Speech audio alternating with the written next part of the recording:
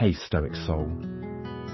Tonight you find yourself lying awake, the blue glow of your phone painting shadows on the ceiling. You replay old memories, siblings laughing in sun-bleached backyards, secrets whispered under blankets, promises sworn over melted ice cream. And then you see what you never wanted to see, the silent terrain that's grown between you and the ones who share your blood. There are no arguments left, just distance. You scroll, you wonder, you ache. Why does family become foreign? The Stoics told us, what fate brings together, fate can also pull apart. We suffer most not from the loss itself, but from our refusal to accept that loss is natural. If you feel that chasm, breathe. Tonight, we unearth the silent reality of siblings who become strangers, and the Stoic path to dignity when ties unravel. From childhood thoughts to old family photos, you believed your sibling was your forever ally. You grew up in a shared universe of plastic swords and rival cereal selections. An alliance everyone, including you, assumed couldn't break. But time, like a slow river, wears away all stones. The stories of childhood become set pieces in dusty rooms, their colours fading as each year climbs higher. You thought forever was a promise, not a phase. The myth of forever bonds, especially between siblings, grows legs early and tends to run faster than the truth. After all, who could possibly outmatch the formidable team of you versus Mum's extremely questionable tuna casserole? Or the stealthy SWAT operation against the secret stash of Halloween candy? The world seemed vast, your tribe tiny. 2 mini gladiators equipped with Nerf weaponry and a code, don't rat. What a shame the adult world only occasionally requires you to leap from sofas in your pajamas attacking invisible space invaders. But time has other plans. Suddenly, the person who once needed you to check beneath their bed for red-eyed toy monsters morphs into a stranger with their own playlists and preferred texting abbreviations. The sibling language, a dialect of eye rolls and inside jokes, grows rusty and forever becomes negotiable. The living room fort gets replaced by awkward conversations at family reunions, where you both try to convince Aunt Sheila you really do keep in touch. You might feel the urge to blame yourself, as though you misplaced loyalty the way you once misplaced the TV remote. But drift is not disaster. It's gravity. Even the planets that look close in the night sky are actually neighborhoods apart. Most people, Stoics included, want guarantees. A loan on emotional permanence with no interest rates or surprise fees. But the universe, as Epictetus politely doesn't remind you, offers rental contracts only, and sometimes it's subletting your friendships to new tenants when you least expect it. You see it illuminated in awkward birthday texts, bland yet urgent. Hope you have a great day is code for I'm doing my best to keep patching the raft while the river carries us apart. It's enough to make you want to corner the universe and demand a celestial refund. Excuse me, I paid for Infinity Sibling Bond. I'd like to see a manager. But, alas, the myth of forever bonds holds up about as well as your old treehouse in a thunderstorm. The real magic, the Stoic will tell you between sips of herbal tea, isn't eternal connection. It's learning to love while knowing the expiration date is a mystery. Human bonds, like the seasons, circle in and out. To expect otherwise is like yelling at autumn for dropping leaves. As you lie awake, remembering childhood laughter echoing behind closed doors, consider this. Those alliances were never wasted. They built the person you are, the resilience, the humor, the very ability to weather what comes next, alone if necessary. Seneca would pat your shoulder and say, keep those memories. Gently. Don't cling, or you'll crush them. Because while forever bonds might be a myth, the lessons from those bonds, awkward, hilarious, poignant, are very, very real. So, yes, tomorrow you may both RSVP, maybe, to the family group chat. Maybe you'll trade memes more than secrets, or see each other only at weddings and funerals. But the fundamental Stoic revelation is this: relationships are valuable precisely because they are not guaranteed. The laughter, loyalty, and even the faded cereal box truces are precious not for their duration, but for the warmth they lend to your ordinary, extraordinary life, before returning to the world, like favorite pajamas, finally outgrown. Conflict rarely arrives like a thunderclap. More often, it's the silent, daily irritations. Who broke the remote? Who got more praise? Who didn't apologize? We brush them off as childish spats, then let them harden, layer by invisible layer. The real distance forms not in one argument, but in 1,000 unspoken disappointments. You stop asking. They stop telling. Resentments make their home behind locked doors. Imagine your mind as a quiet kitchen. There's a leaky tap, drip, drip, drip. Each drop is a small annoyance. Steal my fries? Drip.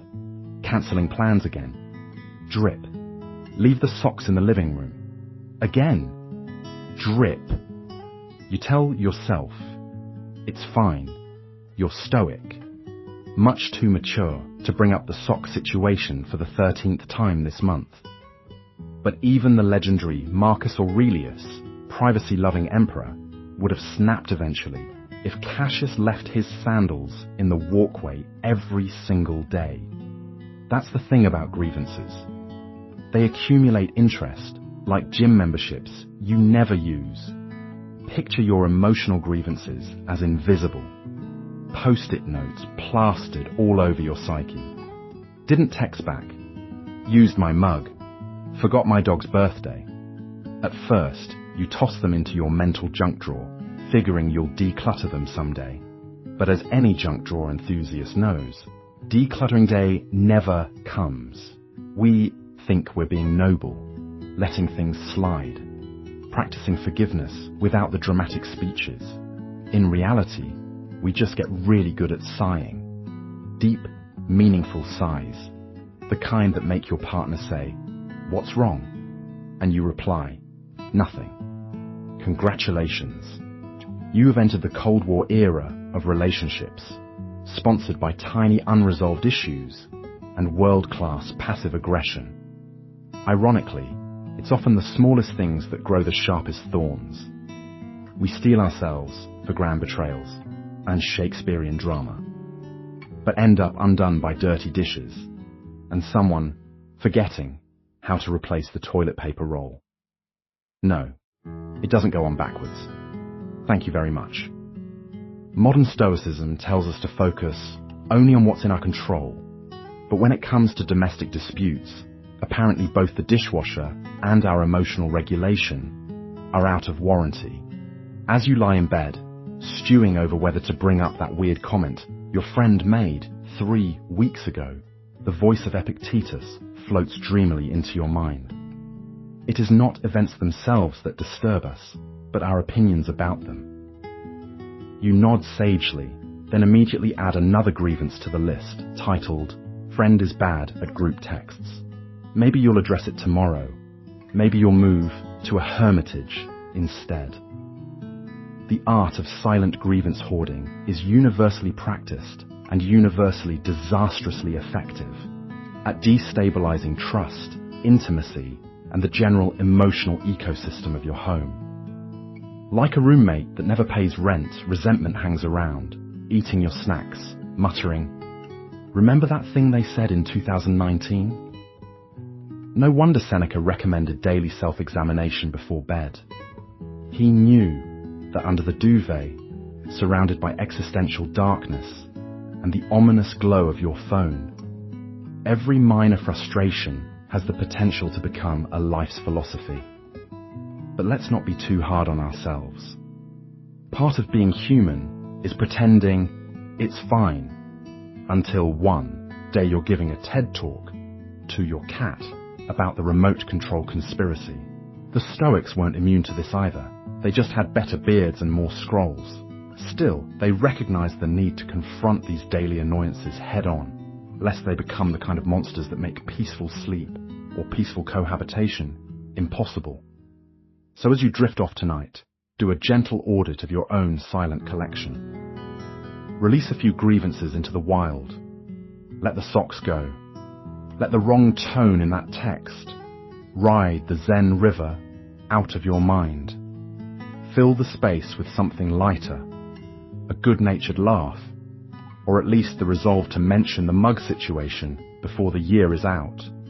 After all, life's too brief to let your heart become a landfill for small complaints. Marcus wouldn't want it that way, and neither would you. You watch your siblings' life play out.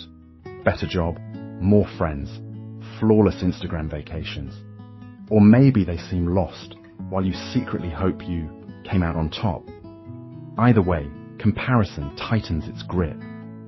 The world keeps score, even if you pretend you don't. The Stoics remind us that comparison invites misery. Your peace is yours to win, not to measure. What is it about the human brain that delights in compiling highlight reels titled Other People's Achievements? The movie, with you cast as the hapless sidekick. You scroll, double tap, and wonder if your coffee art will ever foam so perfectly. Comparison is the algorithm's favorite pastime, and soon it becomes yours. The philosopher Epictetus had no idea what a filter was, yet he warned us all. If you want to be happy, stop measuring your happiness by the happiness of others. Makes you wonder what he'd say about TikTok dances. Comparison turns ordinary days into Hunger Games of self-worth.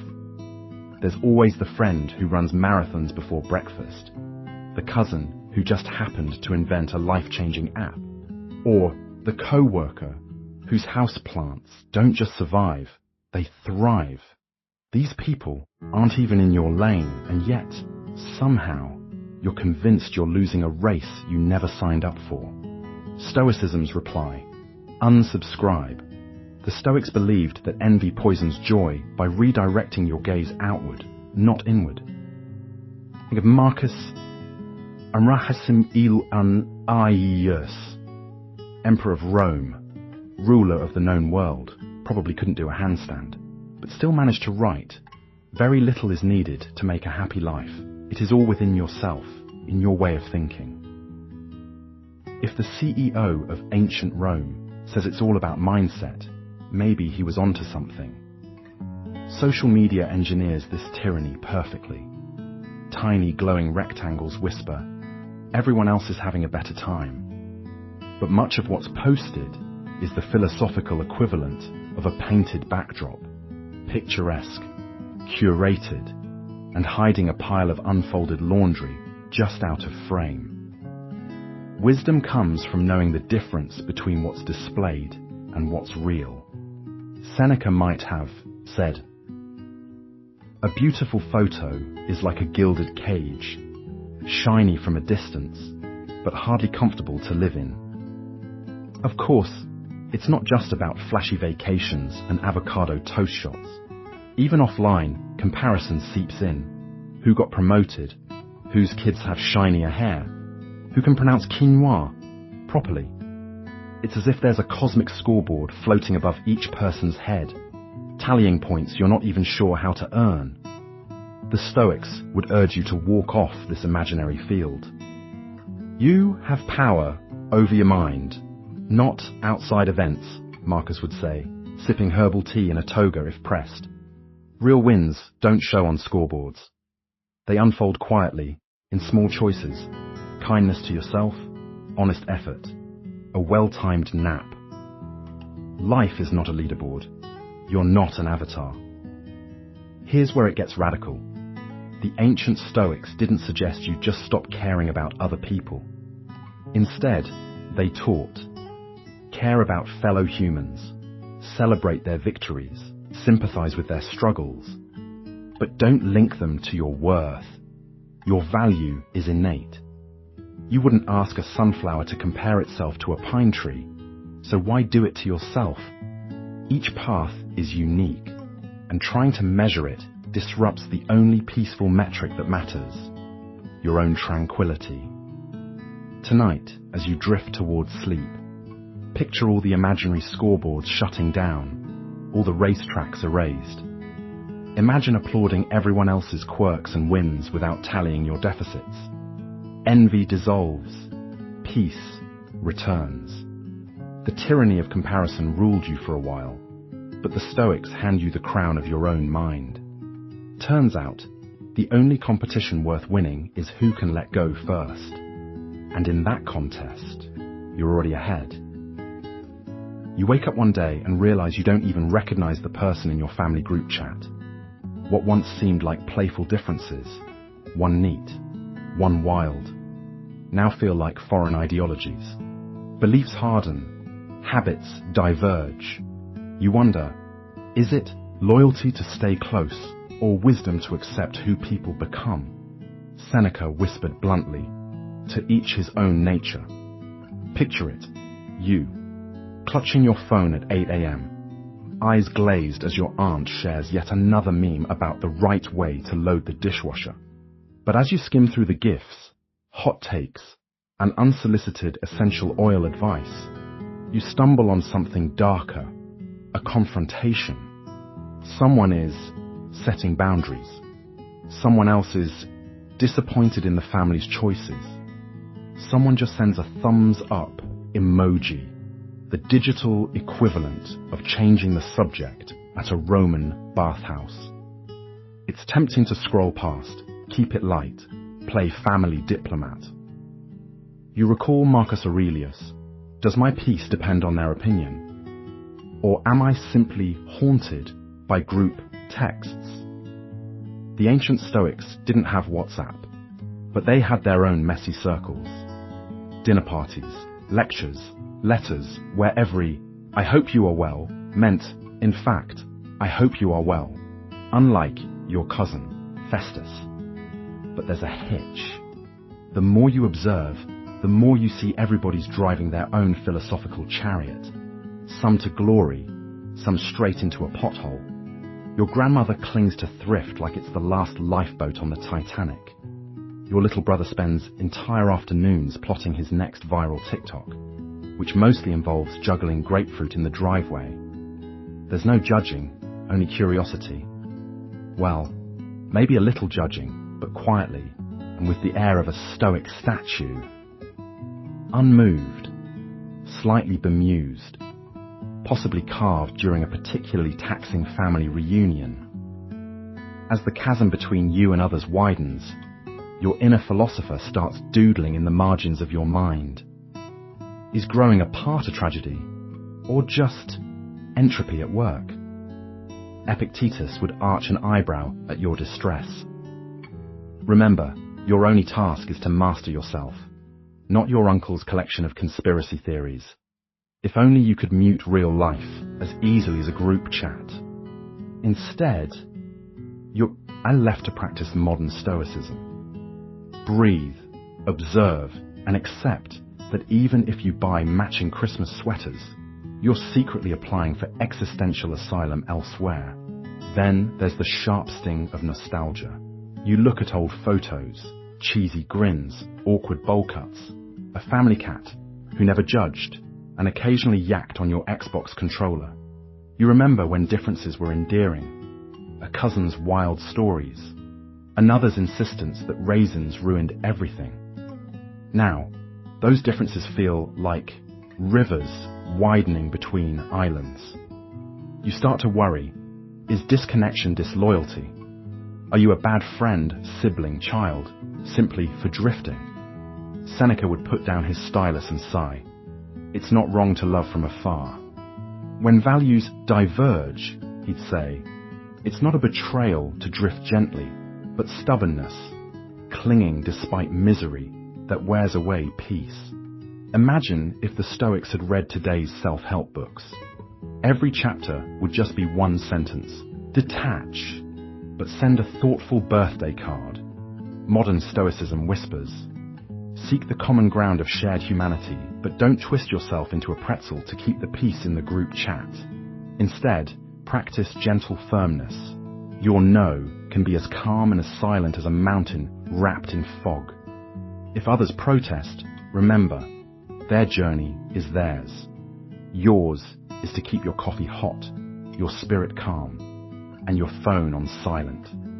Tonight, drifting towards sleep, you let go of every ping and notification. You picture your family group chat, a digital mosaic of quirks, convictions, and the occasional passive-aggressive recipe link. You offer a silent nod, to them, to yourself, to Seneca hiding in the cloud backup. Each to their own nature, you murmur. And finally, the notifications blur into dreams. Family events return you to the scene of the past, but the old warmth is still missing. You replay jokes that no longer land. You sense everyone curates conversations carefully. The harder you grip for connection, the more elusive it becomes. Stoicism asks, can you love what is, even when it's not what it was? It's the annual gathering, held in a living room that smells, always inexplicably, of both cinnamon and ancient furniture polish. You glance around.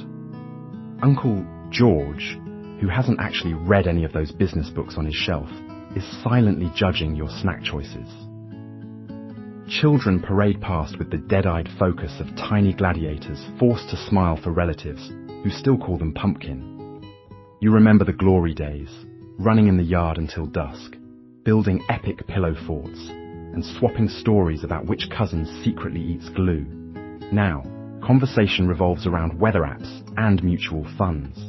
Nobody confesses to glue consumption anymore. You try to conjure the old jokes, only to be met with polite head nods, or the affectionate, "Oh, you haven't changed a bit."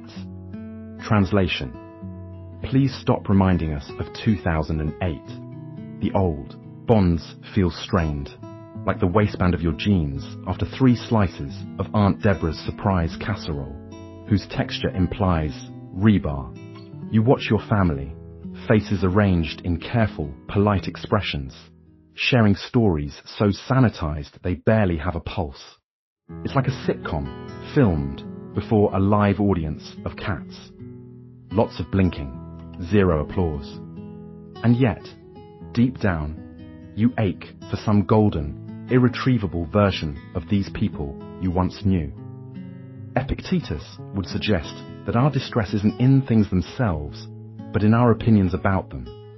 He might raise an eyebrow, were he invited to the reunion, which, let's face it, he'd probably refuse, and ask, what if you accepted the dull, awkward energy for exactly what it is, instead of resenting its failure to live up to your nostalgia? Imagine viewing your family like a work of abstract art. You don't complain that the painting doesn't look like a photograph. You stand back, squint, shrug, and accept that someone thought this was a good idea. Maybe family gatherings are like that. A splashy, weird arrangement of personalities, full of odd angles and colours that don't quite match but still end up on the same wall. There is a secret superpower here, hidden under the snack plates and nervous laughter. Letting go of the urge to resurrect the past. Even Marcus Aurelius, who probably attended more royal banquets than you've had hot dinners, wrote about allowing life to be what it is. The world spins, uncles age, inside jokes retire, and you, the sensitive philosopher lurking behind your baked brie, can choose to marvel at it all. To love your family not because of how it used to feel, but simply because they are yours, now, in all of their flawed, present tense humanity. You can laugh quietly at Uncle's classic stories repeated for the 7th year running, told with the conviction of a man reciting Homer. You can extend grace for Aunt Deborah's casserole, which may contain more secrets than actual ingredients. Most of all, you can let nostalgia be what it is, a gentle ache, not a summons to restore lost time. By loosening your grip, the Stoics whisper, You free your hands to hold what's actually here. So the next time you stand in the kitchen, swirling cheap wine and pondering the family DNA, recall the words of Epictetus, who might calmly assure you, expectation is the root of all heartache, but also, yes, that casserole. Family may never be the reunion you crave in your head, but with a little wit and a dash of stoic wisdom, you can make peace with the awkward art show that it is. And maybe, just maybe, fall asleep with a gentle smile, dreaming not of what was, but of what simply, unglamorously is. You weren't just siblings. You were the other person's safety net, unwritten therapist, secret keeper, and sometimes emotional punching bag. Unmet expectations breed unspoken blame. You sense anger floating in the air, though no one says a word. You wonder why your sibling wasn't what you needed, never pausing to ask if you communicated what you really needed. It's funny, isn't it? You could probably write a PhD dissertation on your sibling's worst habits. Sock hoarding in the living room, fridge Tetris, Olympic-level eye rolling. Yet the things that actually matter are the words nobody ever says. Mum asked you to look after each other as though you'd received a secret operations manual, when really you were just handed half of an expired granola bar and a vague sense of responsibility. Expectations are like silent roommates living rent-free inside your head, moving the furniture around at 3 a.m. and spilling emotional coffee on the carpets, while you tiptoe around the mess and wonder who's going to clean it up. There's that school play, the first breakup, the time you both got locked out in the rain. These moments somehow stacked a quiet tally of what you thought you could expect from one another. Sometimes that expectation was a hug, sometimes an impromptu roast session at your expense. Sibling support wasn't always love letters. More often, it was aggressive, get up you loser pep talks, delivered from the opposite end of the sofa, accompanied by the dulcet tones of bag of chips being eviscerated. But underneath the banter runs a stream of quiet hope, that they'll understand when you're down, that they'll notice when you're quiet, that they'll fix it, or at least bring you a snack without you having to ask. Trouble is, these hopes get folded up and hidden, like old notes in a memory box, because it seems terrifying to admit needing anything at all. A revelation on par with announcing, by the way, I'm the phantom who's been eating your Halloween candy for years. The Stoics might smirk at this tangled web and gently remind us of the freedom found in lowering expectations, preferably down to ankle level so no one trips over them in the dark again. Marcus Aurelius would probably sit you down and suggest, hey, maybe don't expect your brother to be a mind reader. That's a lot of pressure for someone who still draws a blank at your birthday. But unspoken expectations never travel alone. They bring their emotional entourage, resentment, guilt, disappointment. You find yourself relitigating the great forgotten birthday of 2012, replaying the exact tone your sister used when she said, I'll be there, even though history has proven she mostly shows up 3 to 5 business days late. Some part of you keeps score, even as you swear you're above that kind of sibling bookkeeping. In the modern age, the silence is only louder. You text a meme as a peace treaty. You send a heart emoji and hope it translates as, I forgive you for borrowing my hoodie and never returning it. Your group chat becomes a digital arbitration panel, ruled by passive-aggressive gifs and mysterious read receipts. Everyone's trying to be chill, but the collective Wi-Fi signal is strained under the weight of things unsaid. So, your relationship becomes a business of quiet negotiations. Who shares? Who sulks? Who sweeps things? Under what rug? It's a fragile alliance, like two cats pretending to ignore each other on parallel windowsills. Someone hopes for validation. Someone else waits for an apology. But perhaps Stoic wisdom lies in what you don't demand.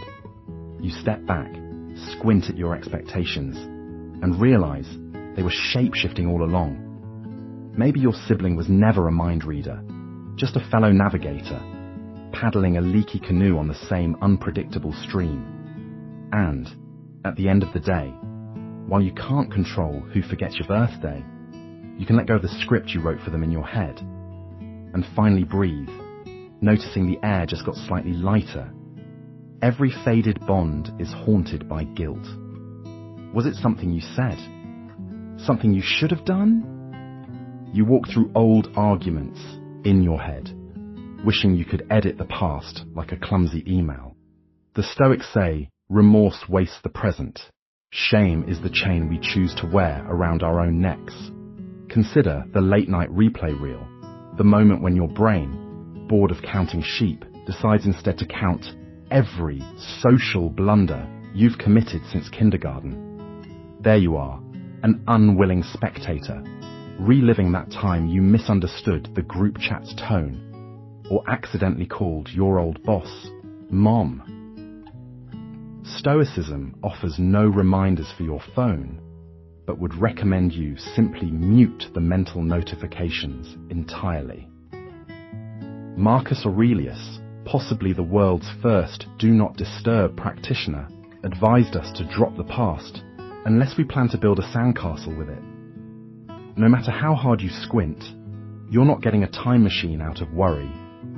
Guilt, when left unchecked, becomes a full-time hobby.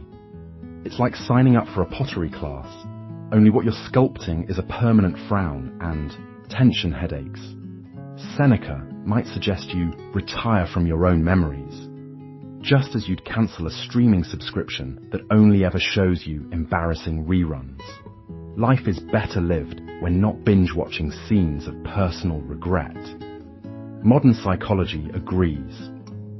Rumination, our brain's favorite sad playlist, is proven to crank up stress and bring nothing helpful to the table. In the wild, a gazelle flees the lion, survives, then gets back to snacking. Only humans freeze-frame emotional dangers and create entire miniseries called Will They Forgive Me? Season 3. Friends, you are not required to be both the actor and the over-invested critic of your own past errors. Stoicism doesn't say, feel nothing. It says feel better. Sure, acknowledge the squirmy feeling in your chest, but don't invite guilt to move in and redecorate. Think of guilt as one of those pop-up ads on your morning scroll. You can click close without reading the whole thing. It's perfectly stoic to sigh, say, regret, my old pen pal, and then move on to making breakfast, or maybe a questionable life decision involving cinnamon toast. Was it something you said? Maybe. Was it something you did? Maybe. Would 5 straight days of self-flagellation improve the outcome? Unlikely. Epictetus, sitting there in his tunic and possibly very fashionable sandals, reminds us, it's not the things themselves, but our judgments about them, that trouble us. The universe has already moved on to the next episode. Perhaps you should join it. Of course, there's always the temptation to send a text at midnight. Sorry for that thing I said in 2019. But ask yourself, is this apology for them, or just you searching for closure like a customer service agent on hold with past mistakes ink? If reconciliation can be done with dignity, do it. If not, forgive yourself as liberally as you would a friend who borrowed your favorite mug and then accidentally or used it as a plant pot. Life is messy, so is healing. Lying in bed, chased by what-ifs, try the Stoic approach. Consider what is within your control. If there's a lesson, learn it. If there's an apology to be made, make it. But at some point, give yourself permission to let go. The past is, as the Stoics might say, not your jurisdiction. Tonight at least, pass the torch of responsibility to your future self. A very capable person, by the way. and let guilt slip quietly out the back door. You are here, in this moment. No chains, just room to breathe. You can't brute force closeness. Trying breeds bitterness. The wise detach not to discard, but to preserve their own serenity. It's not abandonment. It's putting down what wounds you. Marcus Aurelius wrote, "It is madness to try to fit your soul to another's pattern. Control returns when you stop arguing with reality." Let's picture it. You're at a party, determined to be friends with the loudest person in the room, who is, at this very moment, arm wrestling an acoustic guitar. You try to join in, share a joke, become their best buddy by midnight, but every attempt feels like squeezing into a pair of jeans 2 sizes too small. Not only uncomfortable, but unnecessary self-torture. The Stoic doesn't tighten their grip. They simply step back and marvel at the spectacle, perhaps dropping a silent, internal high five for resisting the gravitational pull of chaos. Controlled detachment is not emotional apathy. It's the art of meeting reality where it stands, not where you hope it vacations. When relationships or situations turn prickly, our inner amateur therapist tells us to try harder, to fix it. Repeat after me. You are not a relationship mechanic. Detachment isn't disinterest. It's the decision to stop chasing the delusion that you can change others by will alone. Instead, practice being the wise turtle, head and heart safely tucked inside, observing the storm pass by, shell uncracked. Letting go doesn't mean becoming a cold, emotionless cyborg. It means you value your inner peace more than your urge to project manage everyone's lives, including your own. By putting down what wounds you, you leave space to hold what comforts you. Your breath, your dignity, your ability to buy ice cream in peace without plotting a 12-step reconciliation plan, for every awkward acquaintance in the frozen foods aisle. Stoics like Epictetus would often remind their followers that freedom is born from acknowledging what is and isn't within their grasp. You can't force a cat to appreciate your saxophone solo, and likewise, you can't force chemistry, friendship, or the return of that perfect avocado once it's crossed over. When you detach, you become the director of your own internal drama, not just an extra stumbling around in someone else's melodrama.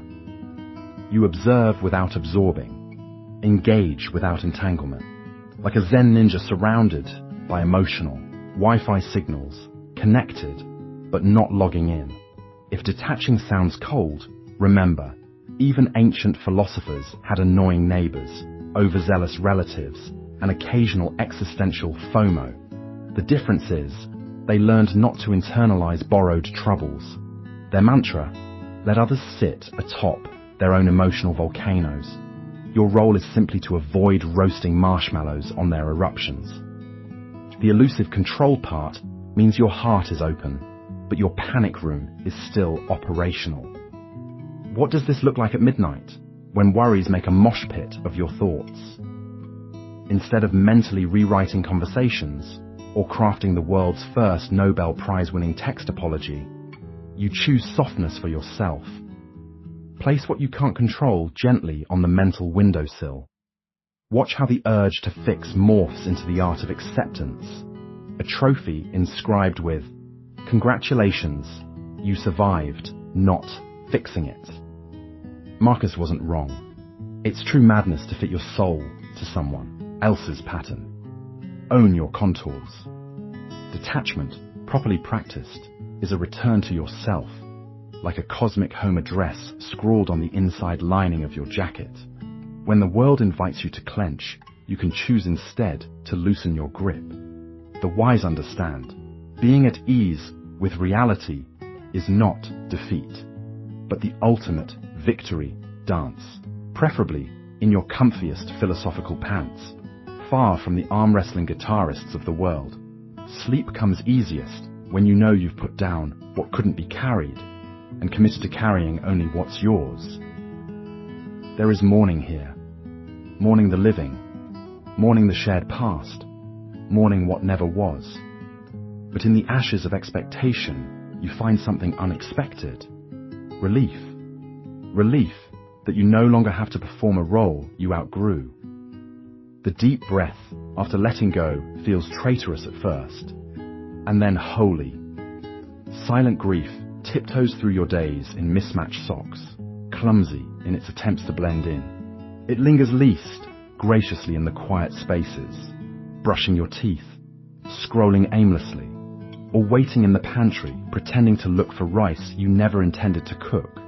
Here comes the aching echo, a pang for old laughter or endless winding phone calls about nothing and everything. The world expects the waterworks, the Shakespearean wailing, yet you grieve uniquely, in furtive glances at saved texts, in awkward half-smiles at strangers who remind you strangely of someone you once knew. Nobody claps for this performance. There's no audience. The curtain falls silently, but the stage remains, messy, littered with props from old acts you vowed you'd never repeat. When the dust settles and the phantom applause dies down, you discover an unexpected hush, a liberation masquerading as loneliness. Old obligations fall away like leaves in autumn, crunchy beneath your feet. No more memorizing your lines or denying your quirks. You can finally dance badly in the kitchen, overshare with your pets, and wear socks that make absolutely zero emotional sense. The guilt bubbles up, a sneaky little voice whispering, "How dare you feel better?"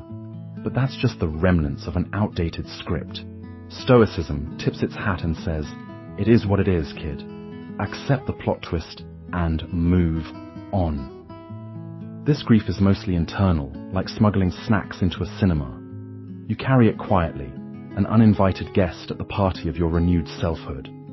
It pops up in odd places, at the supermarket, when you realize you no longer buy their favorite cereal. On your walks, when you notice the silence is softer, more spacious, stretched out just for you. No one tells you that finding comfort in solitude is the punchline to the cosmic joke of loss.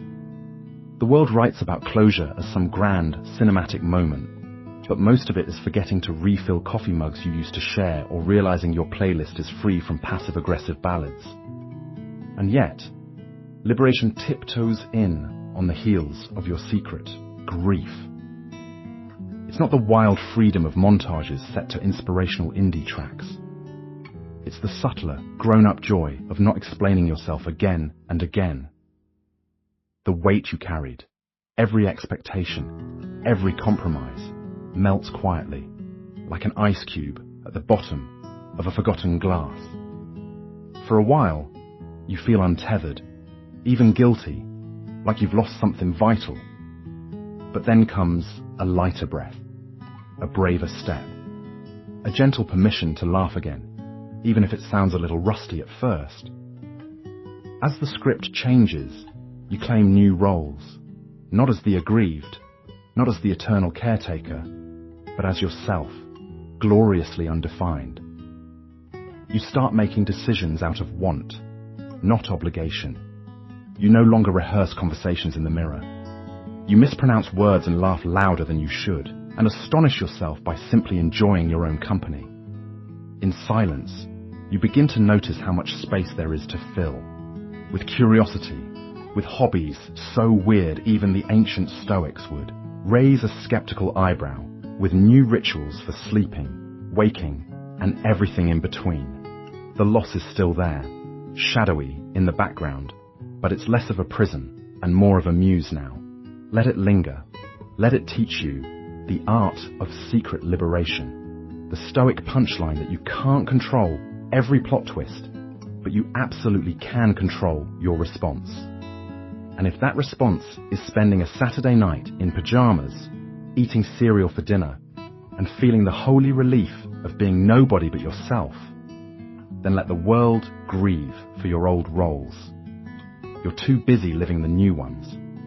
You don't have to burn the old pictures. You don't have to hate the people you once loved. You simply stop demanding that everyone walk your path. The new family contract is silence, respect, and distance when necessary.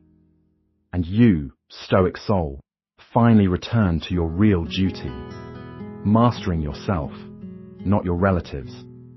If the previous family contract sounded like a legal document drafted in chaos, with clauses like, "Thou shalt never change at Thanksgiving," and sub-clauses like, "But thou must answer my texts immediately or else," consider this the silent renewal. It's less about terms and more about tone. No more negotiating emotional rent. No more courtroom dramas over ancient slights. Picture the Stoic boardroom. Everyone wearing togas and negotiating with single, sympathetic nods instead of raised voices. The family contract now reads in invisible ink. I respect your journey. Mine will be different. Pass the mashed potatoes. There is tremendous freedom, even comedy, in letting go of the director's chair. Imagine an invisible notary stamping approved on your decision to stop trying to rewrite everyone's script. That cousin who believes yoga cures taxes, let him. The aunt whose meatloaf could render a philosopher speechless. Admire her zeal or her seasoning. Your role is spectator, not editor. You do not need to explain your boundaries with dramatic speeches, nor must you illustrate your growth with interpretive dance at the next reunion. Sometimes the Stoic way is less glitzy. A pause before you reply. A gentle, maybe next time. The subtle art of leaving the group chat. Acceptance is not passivity. It is a creative act. A daily redrafting of your expectations, punctuation included. Hope becomes a soft period instead of an exclamation mark. Disappointment is simply a comma, not the end.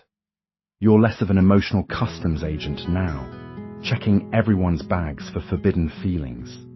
Your passport only matters for one, your inner self, and when guilt tries to smuggle itself in, you give it a gentle pat on the head and wave it through, understanding it, but not letting it dictate your itinerary. Modern Stoicism isn't cold or aloof. Neither is the new family contract. Think of it as the emotional Wi-Fi password you choose who to give, when necessary, then change it whenever you need stronger security. Mutual respect becomes the invisible fence. Love, if present, is less a raging bonfire, more a steady lantern on each person's porch. You stop measuring relationships in hours or frequency of texts, and instead value the cool, rare moments of true understanding, even if they're few and far between. Let others interpret your distance as they will. You aren't assigning blame, you're assigning freedom. No secret scorekeeping, no silent resentment tax, no invoice for missed birthdays. There are no medals for being the martyr, no demerits for taking time to recharge your spirit. In the end, rewriting the family contract is less about drawing new lines than it is about unclenching your fist, offering an open hand, and sometimes even an open window. You're allowed empty space on your roster. You're allowed silence that is not anger, but altitude. You're allowed to love from a distance, with a smile and a hope that everyone else is also doing their best, or at least doing what makes sense to them. When you stop chasing consensus, you find tranquility. When you choose modesty over martyrdom, you find your life uncluttered by rivalry and regret. You become a philosopher in pajamas, sipping tea and letting drama pass by, like an untended group text. Eventually, everyone stops responding. The world tells you that family is everything. The Stoics tell you family is training. It is the cradle of your first joys and your first wounds. When siblings become strangers, it is not always a tragedy. It is the invisible rhythm of fate, cleaving old chords to introduce new harmonies. Tonight, you honor the ache, but surrender the obsession. You choose dignity over nostalgia, clarity over confusion, and the quiet power of releasing what does not belong to you. Rest now in the knowledge that detachment is not defeat. You honor both the memory and the boundary. You are not adrift. You are sovereign. Walk quietly. Walk free. The world tells you that family is everything. The Stoics tell you, family is training. It is the cradle of your first joys and your first wounds. When siblings become strangers, it is not always a tragedy. It is the invisible rhythm of fate, cleaving old chords to introduce new harmonies. Tonight, you honor the ache, but surrender the obsession. You choose dignity over nostalgia, clarity over confusion, and the quiet power of releasing what does not belong to you. Rest now in the knowledge that detachment is not defeat. You honor both the memory and the boundary. You are not adrift. You are sovereign. Walk quietly. Walk free.